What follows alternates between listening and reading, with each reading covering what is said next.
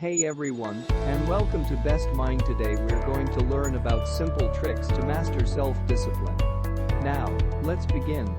Number 1. Consistent timing. Consistent timing can actually make your brain want to work. Start by setting aside specific time constraints for one activity. Let's say you plan on showering from 8:15 to 8:30. If you do this every day, your body and brain will get accustomed to showering right then. Before you know it, you will start craving a shower every time 8:15 rolls around. Why? Because our brains love routines. Routines mean that we can stop thinking and just function automatically. By blocking out times for work, food and exercise, you can develop healthy routines that will stick around for life. Number 2. Use rewards. You'll never build self-discipline by randomly doing things you don't want to. You need something to motivate your brain. Otherwise, it's way too easy to quit. Without a reward, your brain gets lazy. It won't feel like working because there's nothing positive to look forward to. Ideally, your dreams and ambitions are enough motivation. But that isn't always the case. Even if you have great aspirations, you still might feel like your work isn't worth doing. Either way, you can use small rewards to slowly train your brain.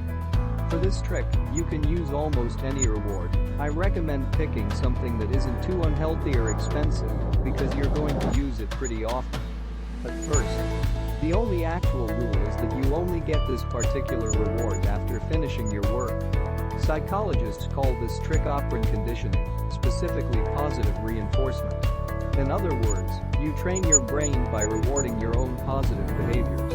It helps train dogs, it helps teach kids, and it will help you become a more disciplined worker. Number 3. Write it down. If you're having trouble sticking to your goals, try writing them down. Writing helps you learn by forcing you to process each and every piece of information. Unlike just listening, writing requires concentration, sensory engagement and heightened brain activity. This is why written things are much easier to remember and internalize. Writing down your goals also gives you something physical to keep you motivated. If the ideas are all in your head, you might ignore or forget about them. By creating a list, you bring your goals to life. Goals don't feel real when they're floating around in your head. But once your goals have some sort of physical form, they become much harder for your brain to ignore. Number 4. Share your goals. You can also trick your mind by sharing your goals with others. After writing them down, read your goals to a friend or family member. Tell them why you set each goal and when you want to have them accomplished. No matter what your goals are. This strategy can have a tremendous impact on your motivation and discipline. Just look at this study from 2015. The researchers split over 260 participants into 2 groups. The first group was asked to share a list of their short-term goals with a friend. The second, on the other hand, was told to keep their goals to themselves. The data showed that 70% of the first group accomplished their goals, compared to only 35% of the second group. Why is this so effective? By telling someone about your goals, you create expectations. When people expect things of us, we feel added pressure to get them done. You can easily justify laziness to yourself, but it's much harder to explain your failures to someone else. Number 5. Forgive yourself.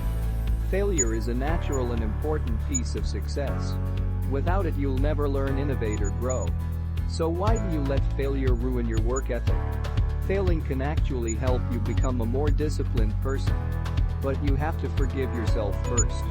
When you make a mistake, it's easy to get discouraged. You might never take risks because you're scared of messing up again. When you try new things, you probably hold yourself to impossibly high standards. You think you'll do it perfectly the first time and then lose hope when that doesn't happen. You can't hold those mistakes against yourself. Every goal or project is a learning experience. So practice forgiving yourself and discovering how you can improve. Number 6. Start over. Have you ever finished a project that just didn't feel right? You've probably spent hours making tiny adjustments in the hopes that one change will somehow make it perfect. Deep down, you know, there are bigger problems, but you probably don't want to fix them. Maybe you're too attached to throw anything away. Or maybe you're just being lazy. situation to build self-discipline. When you first finish the project and realize you don't like it at all, start from scratch.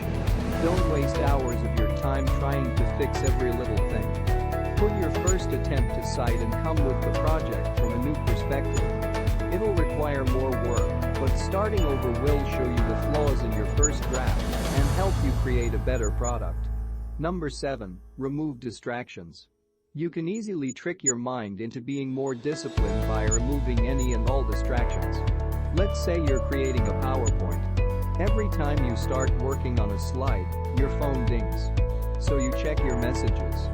You type out a quick response and get back to your slide until your phone dings again, without realizing it. You've spent more time texting than actually working. So how do you solve this problem?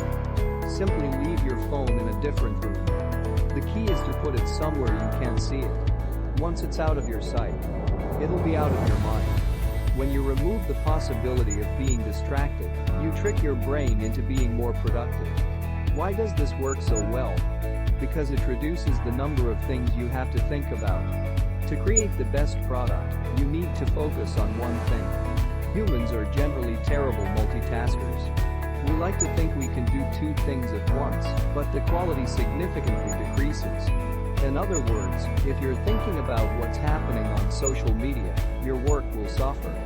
For this strategy to work, remember to remove distractions ahead of time. This way, when work inevitably wears you down, there won't be any distractions to lead you astray. Number 8. Don't wait. There's never a perfect time to work, especially if you tend to procrastinate.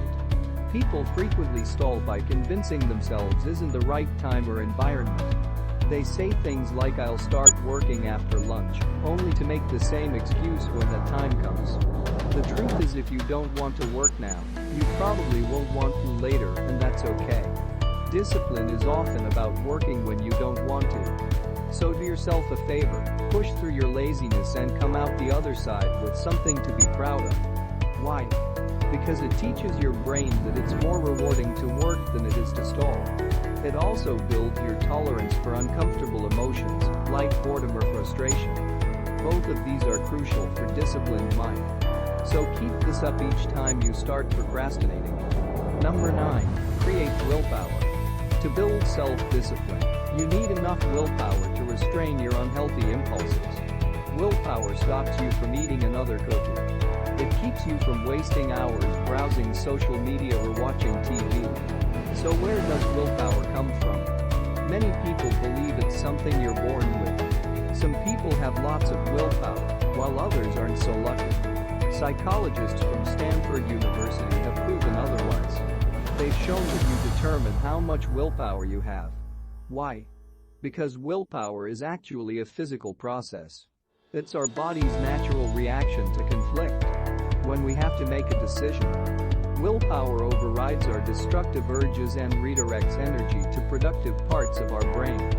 So how can you control it? You can increase willpower by improving sleep, nutrition and stress relief. These three components give you the energy and alertness to resolve conflicts and avoid temptation. If you want to fool your brain into working harder, get a good night's sleep, eat right and keep stress to a minimum. Number 10. Follow-up plan. Plans help you develop discipline by reducing the number of choices you have to make. When you're halfway through a big project, choices can be detrimental. They clutter your brain with insignificant details. They create opportunities to get distracted. You often spend so much time thinking about what to do or how to do it that you don't actually do anything. Luckily, there's an easy solution. Write out a plan and stick to it. At the very beginning, you should establish what you want to get accomplished. Figure out the steps you need to take to get there. You can even write down how much time you want each step to take. The more thorough you are, the easier your work is going to be. When you start working, follow your plan. Don't let yourself get sidetracked. Don't try to take your work in a new direction. If you drive into uncharted territory, you're going to get lost and disorganized. By following your plan, you will eliminate all big picture decisions. You allow your brain to focus on individual tasks. You don't need to worry about how each item aligns with your goals. But here's the best part. Good plans create a start line and a finish line. So when you cross that finish line, you know you're done. You don't have to worry that your product isn't ready. Just put your work away and be proud of what you've accomplished. Thank you for watching Best Mind. If you have enjoyed this video, hit the like button and subscribe to our channel for more videos like this.